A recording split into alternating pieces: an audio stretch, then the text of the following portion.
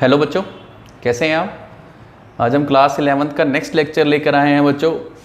अभी तक हमने डायमेंशंस के बारे में स्टडी कर लिया था। अब हमने डायमेंशंस फॉर्मूला भी हमने स्टडी कर लिया था, कैसे क्रिएट करते हैं। अब नेक्स्ट है हमारे पास एप्लीकेशन ऑफ डायमेंशन एनालिसिस कि हम इसके एप्लीकेशंस कहाँ कहाँ, मतलब डायमेंशन एनालिसिस को हम कहाँ कहाँ पर यूज़ करते हैं बच्चों। ठीक है, तो इसकी फर्स्ट एप्लीकेशन है, ठीक है ना। हमने आज क्या स्टडी करना है, application of dimension analysis.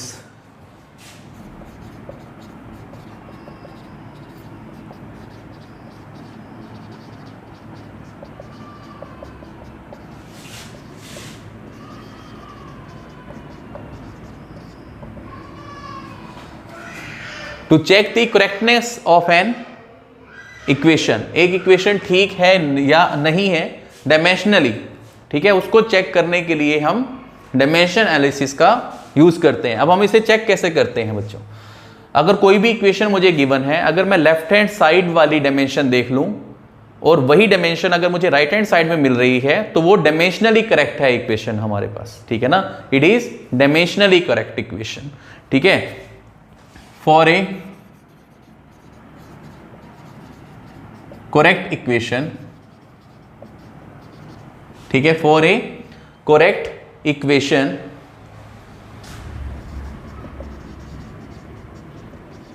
Dimension of each term, dimension of each term of left hand side, dimension of each term of left hand side that must be equal to dimension of each term of right hand side। एक example से हम इसे prove भी करेंगे बच्चों। dimension of each term of left hand side that must be equal to dimension of each term of right hand side। Dimensionally अगर हमें उस इक्वेशन को क्या दिखाना है कि वो ठीक है डायमेंशनली, ठीक है। तो अब जैसे हमारे पास है v is equal to u plus a t, ठीक है, v is equal to u plus a t motion की इक्वेशन है, आप लोगों ने स्टडी की हुई है। v is equal to u plus a t आपको कहता है check the correctness of equation, check the correctness of equation.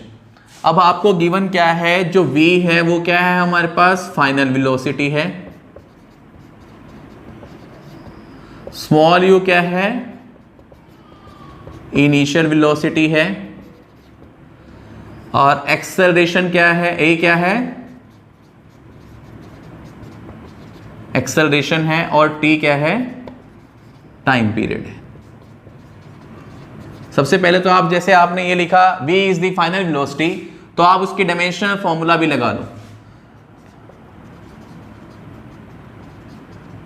उसका डायमेंशन फॉर्मूला भी राइट कर लो। क्या होता है वो, v का ध्यान रखना है एल टी माइनस वन।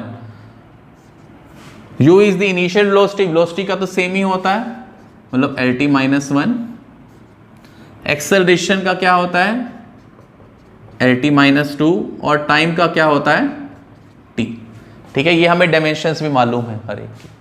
तो अब हम इसके अंदर स्टार्ट कैसे करेंगे। अगर मैं लेफ्ट हैंड साइड की डायमेंशन, देखो मुझे देखना है dimension of each term of left hand side that must be equal to dimension of each term of right hand side.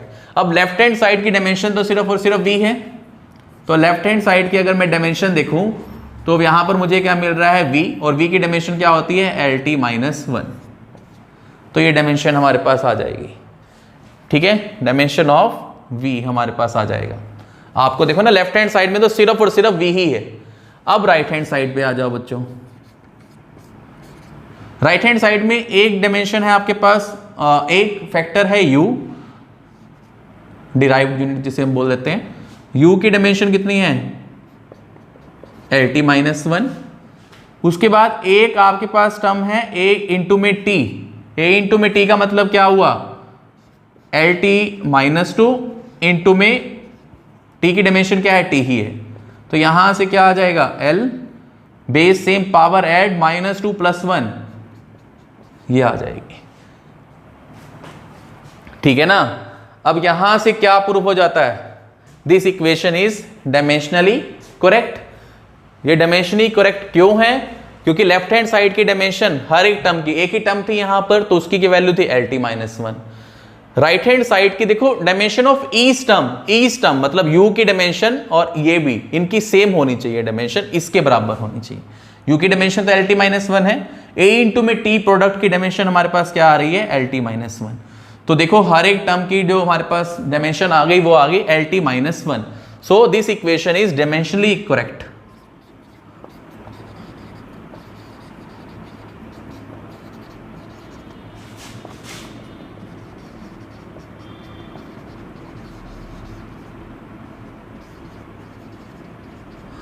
देखो इसका एक ड्रॉबैक भी है बच्चों, डायमेंशनली तो हमने करेक्ट चेक कर लिया, ठीक है।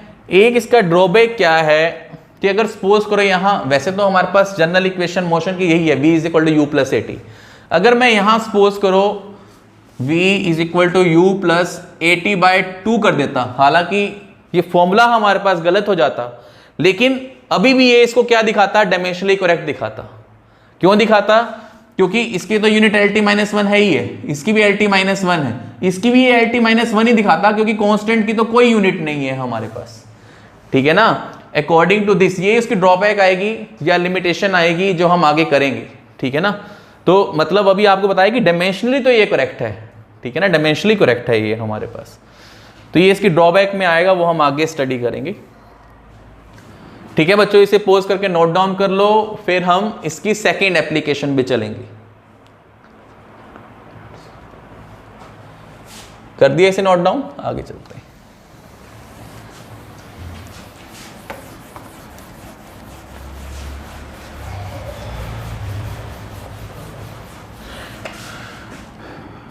सेकंड है बच्चों conversion of unit. Conversion of unit का मतलब क्या होता है कि अगर मुझे MK सिस्टम को CGS सिस्टम में कन्वर्ट करना है, ठीक है, मतलब जैसे मेरे पास फोर्स की यूनिट आपको बताया था कि हमारे पास न्यूटन होती है और उसकी स्मॉलर CGS यूनिट को हम डाइन बोलते हैं। ठीक है, वो हम कन्वर्जन में आपको करके दिखाऊंगा।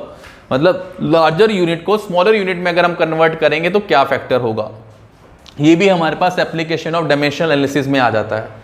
ठीक है ना। अब आपने ये फॉर्मूला तो किया हुआ है, physical quantity is equal to n into में u। n जो होता है वो कांस्टेंट होता है, u यूनिट होती है हमारे पास। तो इसमें हम करते कैसे हैं, हम क्या कर देते हैं कि n1 u1 is equal to n2 u2 लिख देते हैं। जब कन्वर्ट करना होता है n1 u1 is equal to n2 u2 कर देते हैं। अब सपोज करो कि आपको n1, मुझे मीटर को सेंटीमीटर में कन्वर्ट करना है, तो n1 की जगह क्या आ जाएगा 1। तो इसकी फर्स्ट यूनिट क्या है हमारे पास, मीटर। n2 क्या है, हमें ये मालूम है कि वो 100 के इक्वल होता है, 100। और u2 क्या होता है हमारे पास, सेंटीमीटर। तो 1 metre is equal to 100 centimetre. ये रिप्रेजेंटेशन हो जाती है, मतलब कन्वर्जन ऑफ यूनिट हो जाता है। एक सिंपल सा आपको एग्जांपल बताया अभी, n1 u1 मतलब ये एक ऐसी फिजिकल क्वांटिटी है जिसको मुझे सेकंड फिजिकल क्वांटिटी में कन्वर्ट करना है।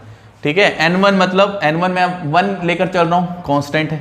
u1 क्या है, मीटर स्केल हो गया। n2 क्या है, क्योंकि मुझे पता है ना कि 1 मीटर 100 सेंटीमीटर के बराबर होता है, तो इसे मैंने सीधी 100 लिख दिया क्योंकि ये नॉन टर्म थी हमारे पास। अब ऐसे अगर मेरे पास अननोन आ जाए, आपके पास क्वेश्चन आ सकता है, वो अभी हम करेंगे कन्वर्ट। जैसे ये आ गया, आप वो कहता है कि convert 1 newton into how much dyne. ठीक है ना, कन्वर्ट 1 न्यूटन इंटू डाइन। देखो 1 न्यूटन जो होता है वो हमारे पास क्या है कि SI यूनिट है, और जो डाइन जो होता है वो हमारे पास होती है CGS यूनिट, मतलब स्मॉलेस्ट यूनिट होती है हमारे पास। ठीक है ना यहां तक। तो अब इसके लिए हम क्या करेंगे, हमें फोर्स का फॉर्मूला मालूम है, डायमेंशन फॉर्मूला, वो होता है MLT-2। MLT-2। देखो अब हमें करना कैसे होगा, यहां पर ध्यान से समझना है, ये बहुत इंपॉर्टेंट है। हमने फॉर्मूला तो यही लगाना है, n1 u1 is equal to n2 u2। ठीक है, लेकिन इसको फॉलो कैसे करेंगे, अब मुझे मालूम है F जो होता है बेसिकली मास इंटू में एक्सेलरेशन होता है ना। मास क्या होता है हमारे पास, अगर SI यूनिट की बात करें तो kg में, एक्सेलरेशन की यूनिट होती है मीटर पर सेकेंड स्क्वायर, ठीक है ना। SI यूनिट के अंदर ये फॉर्मूला चलता है हमारे पास। अब हमने डिफ्रेंशिएट करना है इसे, मैं इसे रब कर रहा हूँ बच्चों, इसको नोट डाउन कर लेना आप। अब हमारे पास मेन जो क्वेश्चन चल रहा है वो ये चल रहा है, कन्वर्ट 1 न्यूटन इनटू डाइन। तो हमने क्या किया, स्केल फॉर्म पहले तो कर दिया, ठीक है। मान लो ये 1 न्यूटन है और ये 1 डाइन है, ठीक है ना। 1 न्यूटन है और ये 1 डाइन है। 1 न्यूटन का मतलब क्या होता है, kg मीटर पर सेकेंड स्क्वायर, ठीक है ना। मास इंटू एक्सेलरेशन होता है, मास होता है kg, एक्सेलरेशन मीटर पर सेकेंड स्क्वायर होता है। डाइन में अगर मैं इसे कन्वर्ट कर रहा हूं, मैंने बताया कि डाइन जो है वो CGS यूनिट है। CGS का मतलब क्या हुआ, डिस्टेंस किस में आ जाएगा, सेंटीमीटर में, और मास किस में आ जाएगा, ग्राम में। टाइम तो सेकंड में है ही है, ये ग्राम में आ जाएगा। मतलब डाइन का मतलब क्या हुआ, ये ग्राम में आ गया। मीटर किस में आ गया, सेंटीमीटर में आ गया, डिवाइडेड बाय सेकंड स्क्वायर, ये तो चल ही रहा है। मतलब ग्राम सेंटीमीटर पर सेकंड स्क्वायर हमारे पास आ जाएगा। अब हम N1 को भी क्या लेके चल रहे हैं, 1 है वो। मुझे क्या करना है, 1 न्यूटन कितने डाइन के बराबर होगा वो, मतलब N1 की वैल्यू कितनी गिवन है, ये N1 हो गया ना एक तरीके से, वो है 1। और N2 कितना है हमारे पास, वो हमें आइडेंटिफाई करना है। N2 तो मुझे निकालना है ना कितना होगा, ठीक है। अब उसके बाद आ जाओ, हमारे को M1 कितना गिवन है, जो MLT फंक्शन होता है, MLT, M stands for mass. M1 कितना गिवन है, वो kg है। L1 कितना गिवन है, वो मीटर में है। और T1 क्या है हमारे पास, वो सेकंड में है। अब यहां आ जाओ, M2 क्या है हमारे पास, वो ग्राम में है। L2 हमारे पास क्या है, वो सेंटीमीटर में है। और T2 हमारे पास क्या है, वो सेकंड में है, ठीक है। यहां तक इतना कर लेंगे बच्चे, ये तो सेकंड में चल रहा है ना, ठीक है। इतना पोर्शन हो जाएगा। अब हमने फिजिकल फॉर्मूला अप्लाई कर देना है, क्योंकि मुझे इसका ये मालूम है। अगर मैं देखूं, अब यहां पर U1 यूनिट जो हमारे पास होती वो हमारे पास क्या है, M(L(T)-2, मतलब M1 L1 T1-2, ठीक है ना। M1 L1 T1-2, ये है ना हमारे पास बेसिक फॉर्मूला, ठीक है। और यहां पर U2 क्या है हमारे पास, M2 L2 T2-2, वो सेकंड फॉर्म के अंदर है हमारे पास। बस U1 की वैल्यू कितनी है, M1 L1 T1-2, U2 क्या है, M2 L2 T2-2। अब अगर मेरे पास फॉर्मूला लगाना है, हमने N1 U1 = N2 U2, ये बेसिक फॉर्मूला लगाना है, ठीक है। N1 U1 = N2 U2, तो यहां से N2 की वैल्यू क्या आ जाएगी, N1 U1 by U2, N1 U1 by U2। N1 की वैल्यू कितनी है, 1। अब आ जाओ बच्चों, अब इस पे आ जाओ, सारा U1 और U2 के ऊपर आ जाओ। अगर मैं U1 by U2 करता हूं तो मेरे को इसका मतलब क्या होगा, M1 by M2 आ जाएगा। देखो ना, M1 डिवाइड बाय M2, यहां आ जाएगा L1 by L2, और यहां आ जाएगा T1 by T2 की पावर कितनी है, -2। ऐसे ही तो करेंगे ना, U1 by U2 करूंगा तो M1 divide by M2, L1 divide by L2, T1 divide by 2 और होल की पावर -2 हो जाएगी। अब यहां पर देखो बच्चों,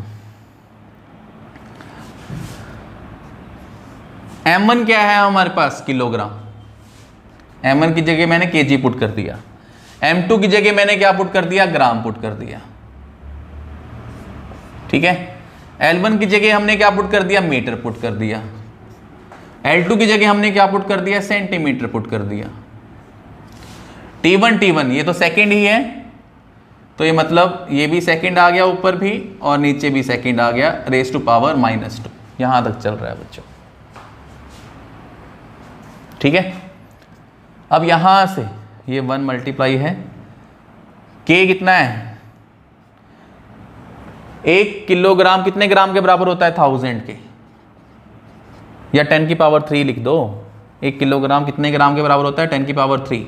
यहाँ ग्राम लिख दिया हमने, डिवाइड बाय जी चल रहा है। 1 मीटर कितने सेंटीमीटर के बराबर होता है? 100 को मैं 10 की पावर 2 लिख सकता हूँ। अब यहाँ से देखो, सेकंड से सेकंड तो कैंसिल हो जाएगा, 1 की पावर आप जितनी मर्जी रख दो वो 1 ही आती है। अब यहाँ से देखो, ग्राम से ग्राम कैंसिल आउट, सेंटीमीटर से सेंटीमीटर कैंसिल आउट, तो ये 10 की पावर 3 यहाँ क्या रह जाएगा? 1 इंटू में 10 की पावर 3 मल्टीप्लाई बाय 10 की पावर 2। देखो बेस सेम पावर ऐड हो जाती हैं, तो फाइनली n2 की वैल्यू कितनी आ जाएगी? 10 की पावर 5। n2 आ जाएगा 10 की पावर 5। इसका मतलब क्या हुआ? हमारे पास क्या होता है? देखो n1 u1 is equal to n2 u2 होता है ना। तो n1 क्या है हमारे पास?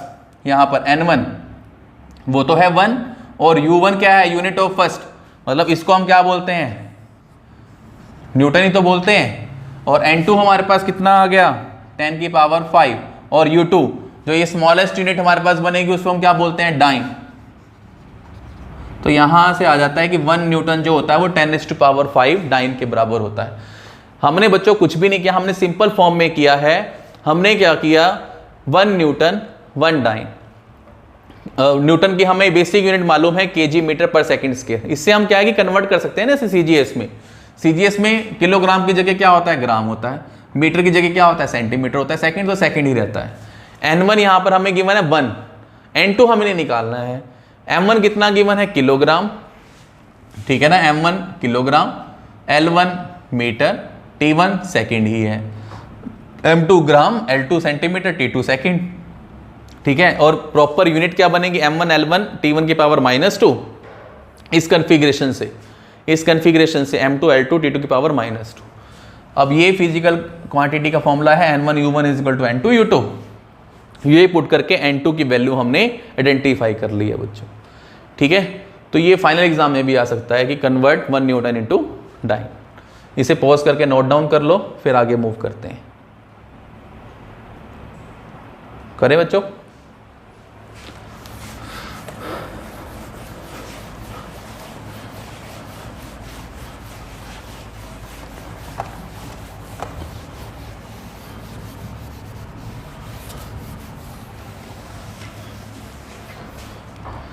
आज थोड़ा सा ज़्यादा हो जाएगा क्योंकि कल मैंने कोई वीडियो अपलोड नहीं की थी, तो ये थोड़ा सा ज़्यादा हो जाएगा। 2 दिन का काम हो जाएगा, आपको करना है अच्छे से।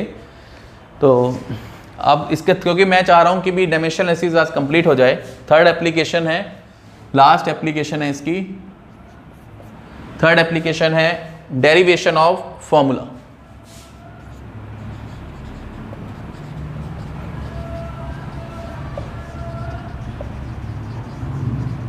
मतलब कि हम एक फॉर्मूला भी डिराइव कर सकते हैं इससे, ठीक है, using principle of homogeneity.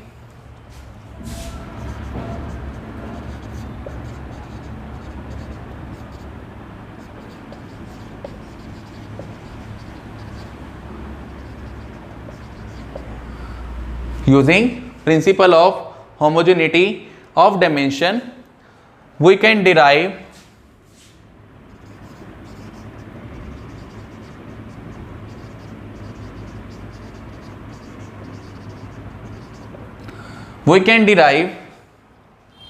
the formula of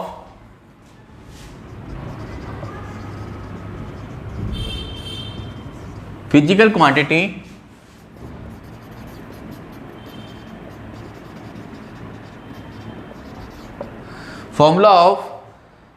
quantity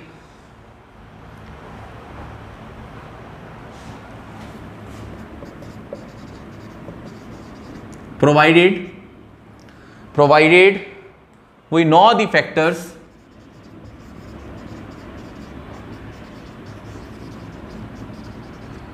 on which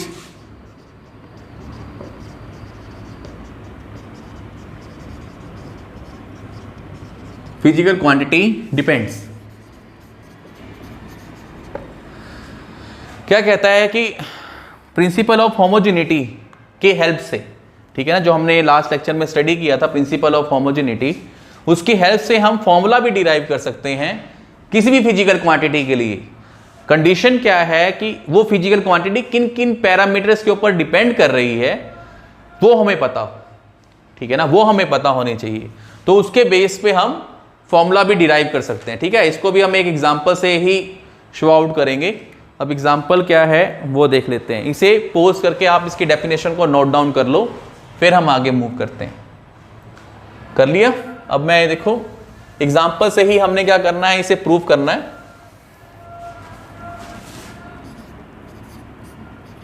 ठीक है, क्या कहता है कि derive an expression for time period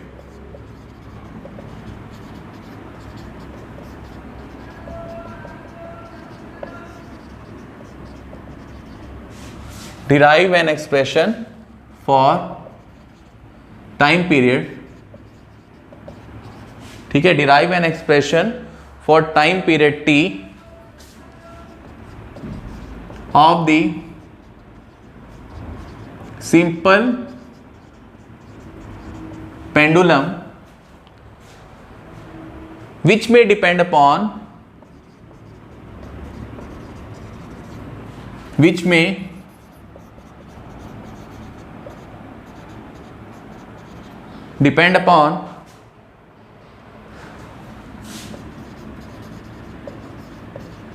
mass of bob m, which may depend upon mass of bob m, length of pendulum l, length of pendulum l, and acceleration due to gravity g।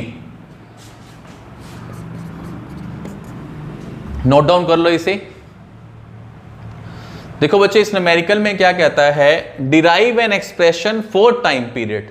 Time period के लिए हमने एक formula जो है वो derive करना है simple pendulum के लिए, विच में डिपेंड अपॉन, ये टाइम पीरियड किस किस फैक्टर के ऊपर डिपेंड कर रहा है, mass of Bob, length of pendulum और acceleration due to gravity G. आपने इसे कैसे करना है बच्चों, तो हमने ये ज्यूम कर लेना है, let L is directly proportional to m की पावर a। जिस इस पे डिपेंड कर रहा है, मास पे डिपेंड कर रहा है, टाइम पीरियड है ना t is directly proportional to m की पावर a, फिर उसके बाद क्या है लेंथ L की पावर b, और उसके बाद क्या है acceleration due to gravity g, g की पावर c। ठीक है, here a b and c are the dimensions, जो ये a है, b है, c आर दी डायमेंशंस। बच्चा आपको बताया था ना कि a जो डायमेंशंस होती है वो क्या होती है, power given to the physical quantity या फंडामेंटल क्वांटिटी। फंडामेंटल क्वांटिटी को अगर मैं पावर दे दूंगा तो वो हमें क्या दे देती है, डायमेंशंस दे देती है। ठीक है ना, तो जनरली डायमेंशंस होती पावर ही है जो हम फिजिकल क्वांटिटी को देते हैं, इससे हम डिराइव करते हैं कोई भी फिजिकल क्वांटिटी। ठीक है, अब यहां से प्रोपोर्शनैलिटी का अगर मैं साइन हटाता हूं, एक कांस्टेंट लेकर आता हूं, तो k आ जाता है m की पावर a, l की पावर b, g की पावर c। और यहां पर जो k है वो क्या है, डायमेंशनलेस कांस्टेंट है,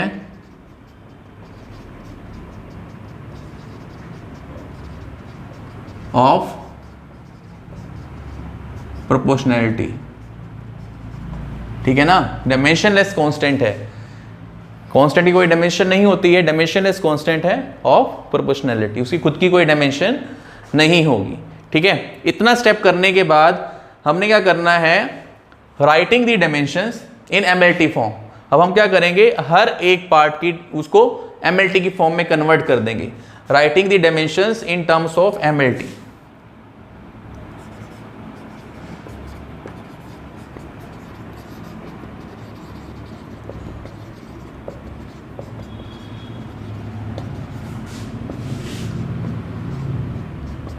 एमएलटी की फॉर्म में हमने सारी डायमेंशन को कन्वर्ट करना है।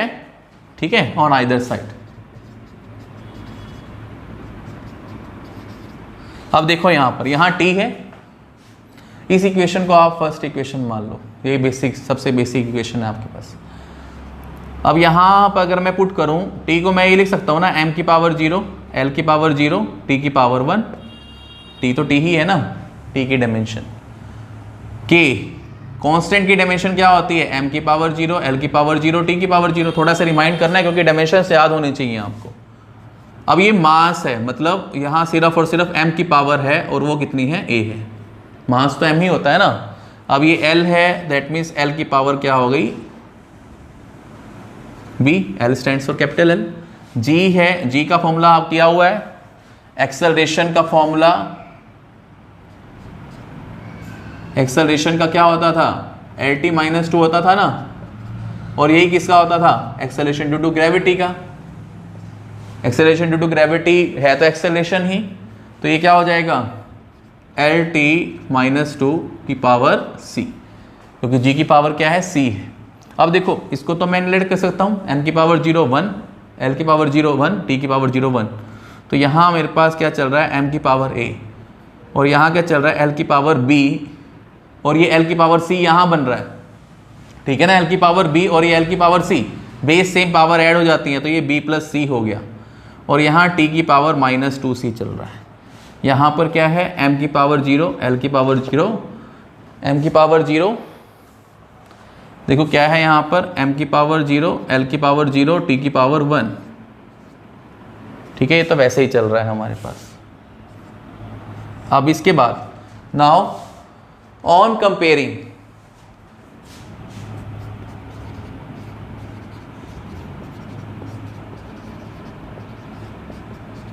the powers of m, l and t on both sides। दोनों साइड में अगर मैं m, l, t की पावर को कंपेयर करूं, यहां कितनी है, देखो लेफ्ट हैंड साइड में m की पावर कितनी है, 0। देखो अब मैंने क्या किया, पहले मैं m की पावर को कंपेयर कर रहा हूं। लेफ्ट हैंड साइड में कितनी है, 0, और राइट हैंड साइड में कितनी है, a, मतलब a की वैल्यू कितनी आ गई, 0 आ गई। अब अगर मैं l की पावर को कंपेयर करूंगा, यहाँ देखो l की पावर कितनी है, 0, यहाँ देखो l की पावर कितनी है, b plus c. That means अभी b प्लस सी किससे इक्वल चल रहा है, 0 के इक्वल चल रहा है यहाँ से, ठीक है ना। अब अगर मैं t की पावर को कंपेयर करूंगा, तो यहाँ t की पावर कितनी है, 1, और यहाँ t की पावर कितनी है, -2c। तो यहाँ से c की वैल्यू क्या आ जाएगी, -1/2, ठीक है। c की पावर -1/2 आ गई। अगर c की पावर यहाँ पुट कर देता हूँ तो मुझे b मिल जाएगा, मतलब ये हो जाएगा b -1/2 इज इक्वल टू 0। तो b की पावर क्या आ जाएगी, 1/2, यहाँ तक। अब मैंने देखो a, b, c की वैल्यू आइडेंटिफाई कर ली। अगर मैं ये a, b और c की वैल्यू जो मेरे पास फर्स्ट इक्वेशन है उसमें पुट कर दूं bye putting the values of a, b and c in equation 1। अगर मैं इक्वेशन नंबर 1 में पुट कर दूं तो यहाँ से t क्या आ जाएगा हमारे पास, k, m की पावर क्या है, a कितना है हमारे पास, 0, l की पावर कितनी है, b कितना आया है, 1/2, फिर g की पावर कितनी है, c की वैल्यू कितनी आई है, -1/2। तो यहां से देखो क्या आ जाएगा, k, m की पावर 0 1 ही बन जाएगा, तो ये बन जाएगा √L/g। तो आपके पास ये फॉर्मूला जो है वो डिराइव हो जाएगा, ठीक है। तो एक्सपेरिमेंटली k की वैल्यू हमारे पास क्या आती है, वो 2π आती है, लेकिन आपको इस पर नहीं जाना है, ठीक है। ये with the help of experiments आती है, with the help of experiments, repeated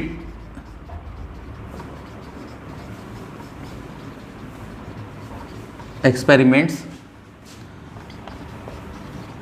value of k कितनी आ जाती है, 2π के इक्वल आ जाती है। तो हमारे पास फॉर्मूला बन जाता है 2π√L/g। तो आपको इस पर नहीं जाना है, बेसिकली आपके पास तो ये फॉर्मूला है, ठीक है। इसे पॉज करके नोट डाउन कर लो, फिर आगे मूव करते हैं।